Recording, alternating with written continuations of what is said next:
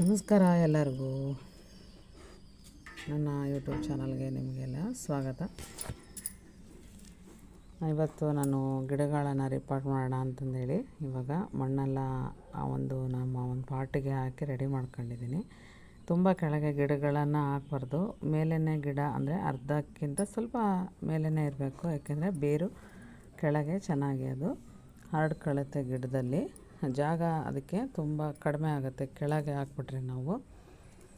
ಈಗ ನಾನು ಇದು ನಿಂಬೆ ಗಿಡನ ನಮ್ಮ ಮನೆಯಲ್ಲೇ ಒಂದು ನ್ಯಾಚುರಲ್ಲಾಗಿ ಹುಟ್ಟಿರೋ ಅಂಥ ಗಿಡನ ನಾನು ಹಾಕಿದ್ದೀನಿ. ಈಗ ಇದು ದೊಡ್ಡ ಒಂದು ಪಾಟಿಗೆ ರೀಪಾಟ್ ಮಾಡ್ತಾಯಿದ್ದೀನಿ. ಇವಾಗ ಇಲ್ಲಿ ಮಾಮೂಲಿ ನಾವು ಮನೆಯಲ್ಲೇ ಮಾಡ್ಕೊಂಡಂಥ ರೆಡಿ ಒಂದು ಸಾವಯವ ಮಣ್ಣನ್ನು ಹಾಕಿ ಅದನ್ನು ನಾವು ಗಿಡಗಳನ್ನು ಹಾಕ್ತೀವಿ. ಅದಕ್ಕೆ ಏನೇನು ಹಾಕ್ತೀವಿ ಅಂದರೆ ಕೋಕೋಪೀಟು ಮತ್ತು ಎಪ್ಸಮ್ ಸಾಲ್ಟ್ ಅಂತ ಸಿಗುತ್ತೆ, ನಮಗೆ ಅಮೆಝಾನಲ್ಲಿ ಸಿಗುತ್ತೆ, ಫ್ಲಿಪ್ಕಾರ್ಟಲ್ಲಿ ಸಿಗುತ್ತೆ, ಎಲ್ಲ ಕಡೆಯೂ ಸಿಗುತ್ತೆ. ಮತ್ತು ಸ್ವಲ್ಪ ಬೂದಿ ಇರ್ಬೋದು, ಆಮೇಲೆ ಕೆಲವೊಂದು ತೆಂಗಿನ ನಾರುಗಳು, ಈ ಥರ ಎಲ್ಲ ಮಿಕ್ಸ್ ಮಾಡ್ಕೊಂಡು ನ್ಯಾಚುರಲ್ಲಾಗಿ ಮತ್ತು ಮನೆಯಲ್ಲೇ ಸಾವಯವ ಗೊಬ್ಬರನ ಮನೆಯಲ್ಲಿ ತಯಾರಿಸ್ಕೊಂಡಿರ್ತೀವಿ. ಅದನ್ನು ಸ್ವಲ್ಪ ಮಿಕ್ಸ್ ಮಾಡ್ಕೊಂಡು ಈ ಥರ ಮಣ್ಣು ರೆಡಿ ಮಾಡ್ಕೊಂಡು ನಾವು ಗಿಡಗಳನ್ನು ಹಾಕ್ತೀವಿ. ತುಂಬ ಈಸಿ. ನಾವು ಟೆರೆಸ್ ಗಾರ್ಡನಿಂಗ್ ಮಾಡೋದು ಕಾಸ್ಟ್ಲಿ ಏನಲ್ಲ, ತುಂಬ ಈಸಿ. ಮತ್ತು ನಮ್ಮ ಮನೆಯಲ್ಲೇ ಬೆಳೆದಂಥ ಗಿಡಗಳನ್ನ ನಾವು ಈ ಥರ ಆರಾಮಾಗಿ ಸಾಕ್ಬೋದು. ಆದರೆ ಇದಕ್ಕೆ ಮುಖ್ಯ ಸೂರ್ಯನ ಬೆಳಕು ಮತ್ತು ನೀರು, ಮತ್ತು ಕಾಲಕ್ಕೆ ಅದನ್ನು ನೋಡ್ಕೊತಾ ಇರಬೇಕು. ಕಳೆಗಳು ಗಿಡಗಳ ಸುತ್ತಲೂ ಆಗ್ತಾ ಇರುತ್ತೆ, ಅದನ್ನು ಸಹ ನಾವು ತೆಗಿತಾ ಇರಬೇಕಾಗುತ್ತೆ ಆವಾಗವಾಗ. ನಾನು ಈ ವಿಡಿಯೋ ಅಪ್ಲೋಡ್ ಮಾಡಿದ್ದೆ ನೈಟ್, ಆದರೆ ಅದು ಸ್ವಲ್ಪ ನನಗೆ ಡಿಸ್ಟರ್ಬೆನ್ಸ್ ಆಯಿತು. ಸ್ವಲ್ಪ ಡಿಸ್ಟರ್ಬೆನ್ಸ್ ಆಗಿರೋದಕ್ಕೆ ನನಗೆ ಅದು ವಾಯ್ಸು ಎರಡೆರಡು ಸಲ ಕೇಳ್ತಾಯಿತ್ತು. ಹಂಗಾಗಿ ಅದನ್ನ ಸ್ವಲ್ಪ ನಾನು ಚೆನ್ನಾಗಿ ಇಷ್ಟ ಆಗಲಿಲ್ಲ ನನಗೆ, ಅದು ಡಿಲೀಟ್ ಮಾಡಿದೆ. ಈಗ ಮತ್ತೆ ನಾನು ಈಗ ಅಪ್ಲೋಡ್ ಮಾಡ್ತಾಯಿದ್ದೀನಿ. ಈ ಥರ ನಾವು ಒಂದು ನಿಂಬೆಹಣ್ಣಿನ ಗಿಡ ಮತ್ತು ಇನ್ನೊಂದು ದಾಳಿಂಬೆ ಗಿಡ, ಪೊಮಗ್ರನೇಟ್ ಅಂತಲೂ ಸಹ ಇದಕ್ಕೆ ಕರೀತಾರೆ. ಈ ಥರ ನಾವು ಮಣ್ಣನ್ನು ಹಾಕಿ ಗಿಡನ ನಾವು ರಿಪೋರ್ಟ್ ಮಾಡ್ಕೋಬೇಕಾಗತ್ತೆ. ಮಣ್ಣು ತುಂಬ ಉದುರಾಗಿರಬೇಕು, ತುಂಬ ಒಂಥರ ಅದರಲ್ಲಿ ಯಾವುದೇ ಒಂದು ಮಿಕ್ಸು ಇರಬಾರ್ದು. ಇಲ್ಲಿ ನಮ್ಮ ವಾಯ್ಸ್ ಓವರ್ ಮಾಡ್ತಾಯಿದ್ದೀನಿ. ನಮ್ಮ ಪಪ್ಪಿ ನೋಡ್ರಿ ನನಗೆ ಇಲ್ಲಿ ಮಾತಾಡೋಕ್ಕೆ ಬಿಡ್ತಾಯಿಲ್ಲ. ಈಗ ಈ ಥರ ಗಿಡಗಳನ್ನ ರೆಡಿ ಮಾಡ್ಕೊಂಡು ನಾವು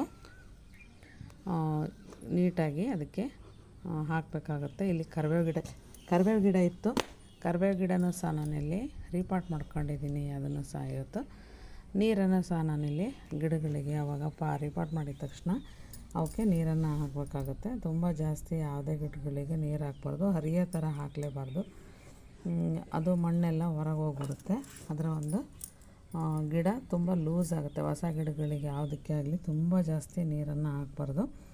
ನಾನು ಹೇಳ್ತಾ ಇರೋದು ಪಾಟಲ್ಲಿ ಬೆಳೆಸೋ ಅಂಥ ಗಿಡಗಳಿಗೆ ಮಾತ್ರ ಸ್ನೇಹಿತರೆ.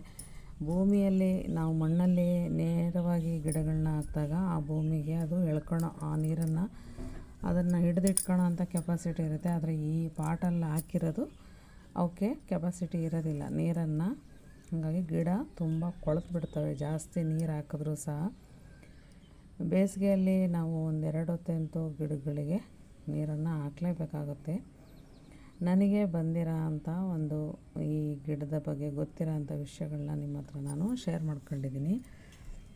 ನಿಮಗೆ ಕೆಲವೊಂದು ತುಂಬ ಚೆನ್ನಾಗಿ ಗೊತ್ತಿರುತ್ತೆ, ಆದರೆ ನಾನು ನ್ಯಾಚುರಲ್ಲಾಗಿ ನನಗೆ ತಿಳಿದಂಥ ಗಿಡದ ಬಗ್ಗೆ ಮಾಹಿತಿನ ಈ ಒಂದು ಪುಟ್ಟ ವಿಡಿಯೋದಲ್ಲಿ ಕೊಟ್ಟಿದ್ದೀನಿ. ಈಗ ನಾನು ಎಲ್ಲ ಗಿಡಗಳಿಗೂ ಸಹ ನೀರನ್ನು ಹಾಕ್ತಾಯಿದ್ದೀನಿ. ಇಲ್ಲೇ ನಾವು ತುಂಬ ಈಸಿಯಾಗಿ ಬೆಳೆಸ್ಕೋಬೋದು ಗಿಡಗಳನ್ನು ಮನೆಯಲ್ಲಿ.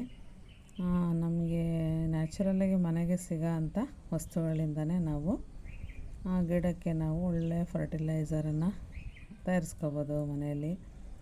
ಹೊರಗಿಂದ ಯಾವುದೇ ತೊಗೊಂಬಂದು ಗಿಡಗಳಿಗೆ ಹಾಕಬಾರ್ದು, ಅದು ಅಷ್ಟು ಒಳ್ಳೆಯದಲ್ಲ. ಗಿಡಗಳು ಹಾಳಾಗುತ್ತೆ ಅಂತ ಹೇಳ್ತೀನಿ ನಾನು. ಯಾಕೆಂದರೆ ಅವೆಲ್ಲ ನ್ಯಾಚುರಲ್ಲಾಗಿ ಅವರು ಮಾಡಿರೋದಿಲ್ಲ. ನಾನಂತೂ ಈಗ 3 ವರ್ಷ ಆಯಿತು ಸ್ನೇಹಿತರೆ, ನಾನು ಮನೆಯಲ್ಲೇ ನಾನು ಮಾಡಿಕೊಂಡಂಥ ಈ ಒಂದು ಸಾವಯವ ಗೊಬ್ಬರಗಳನ್ನ ಮಾತ್ರ ಗಿಡಕ್ಕೆ ಹಾಕ್ತಾಯಿದ್ದೀನಿ. ವಿಡಿಯೋ ಇಷ್ಟ ಆದರೆ ಲೈಕ್ ಸಬ್ಸ್ಕ್ರೈಬನ್ನು ಮಾಡಿ ಸ್ನೇಹಿತರೆ. ಹೊಸದಾಗಿ ಯಾರಾದರೂ ನೋಡ್ತಾಯಿದ್ರೆ ನನ್ನ ಯೂಟ್ಯೂಬ್ ಚಾನಲ್ಗೆ ಜಾಯಿನ್ ಆಗಿ. ಈ ವಿಡಿಯೋ ನೋಡೋದಕ್ಕೆ ನಿಮಗೆಲ್ಲ ತುಂಬ ಹೃದಯದ ಧನ್ಯವಾದಗಳು ಸ್ನೇಹಿತರೆ. ಸಿಗೋಣ ನೆಕ್ಸ್ಟ್ ವಿಡಿಯೋದಲ್ಲಿ.